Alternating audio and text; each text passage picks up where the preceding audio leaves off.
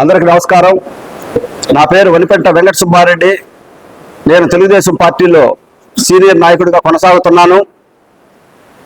నిన్న జరిగినటువంటి మా వింజమూరు మండల ఎంపీపీ ఎన్నికల్లో మా సతీమణైనటువంటి వనిపెంట హైమావతి గారు ఎంపీపీగా ఎన్నికయ్యారు.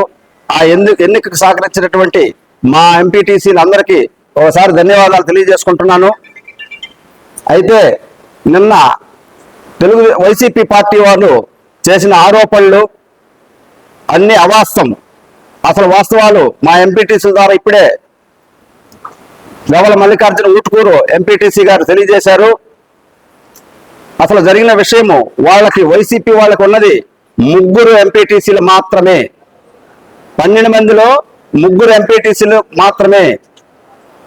గత ఎలక్షన్లో 3 ఇండిపెండెంట్లు, 1 జనసేన, 8 వైసీపీ సింబల్ మీద గెలిచినప్పుడు వాళ్ళల్లో వర్గ పోరాటం ఏర్పడి 4-4గా చీలిపోయారు. వాళ్ళు 4 ఎంపీటీసీలు ఒకటై మా ఇండిపెండెంట్ గ్రూప్తో వచ్చి సగకాలం మా ఇండిపెండెంట్ గ్రూప్లో ఎంపీపీ, సగం కాలం మాతో పాటు వచ్చిన వైసీపీ రెబల్ బ్యాచ్ సగం కాలం అని చెప్పి నిర్ణయించుకొని మేము అధికారం తీసుకోవడం జరిగింది.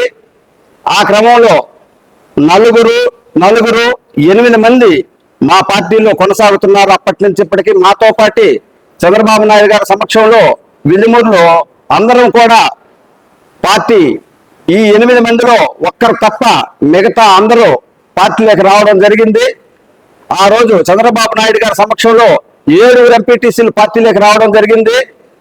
తర్వాత పార్టీ రూలింగ్ వచ్చిన తర్వాత ఒక ఊటుకూరు ఎంపీటీసీ సెప్టెంబర్ 16వ తేదీ మా పార్టీ విధానాలు, మా ఎమ్మెల్యే పనితీరు ఆయనకి నచ్చి పార్టీలోకి రావడం జరిగింది.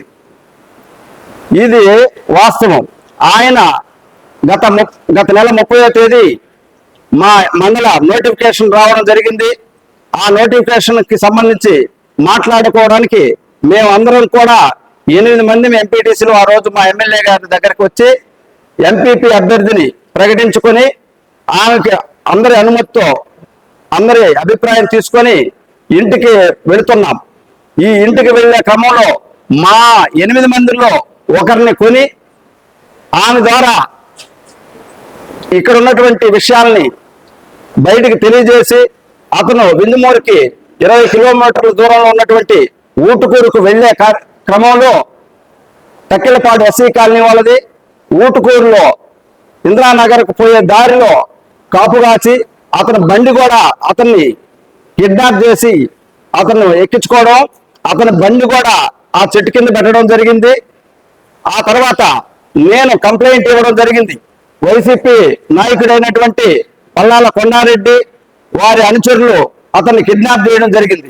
కిడ్నాప్ చేసినాంచి ఈ రోజుకి అతన్ని ఆచూకీ తెలియకుండా, అతని కమ్యూనికేషన్ తెలియకుండా వాళ్ళ దగ్గర ఉంచుకొని నిన్న ఎలక్షన్కి తీసుకొని వచ్చి అతన్ని బలవంతం చేసి బలవంతంగా ఓటేపించుకోవాలని ప్రయత్నం చేశారు.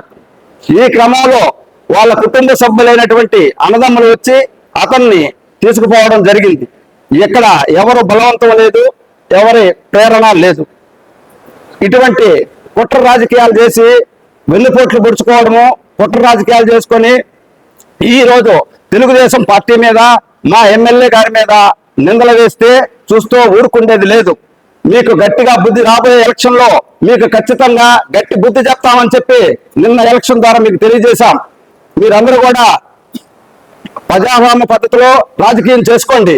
మీరు కుట్రలు చేసుకోవడం, మీరు విడిపోయి వెన్నుపోట్లు పొడుచుకొని మమ్మల్ని అనడం చేస్తే ఇదివరకే 2-3 సార్లు హెచ్చరించాం. మరొకసారి వైసీపీ నాయకులందరికీ హెచ్చరిస్తున్నాం. ప్రజాస్వామ్య పద్ధతిలో రాజకీయాలు చేయండి, ప్రజాస్వామ్య పద్ధతిలో ఎన్నిక గాండి, అందరికీ గౌరవ మర్యాదలు.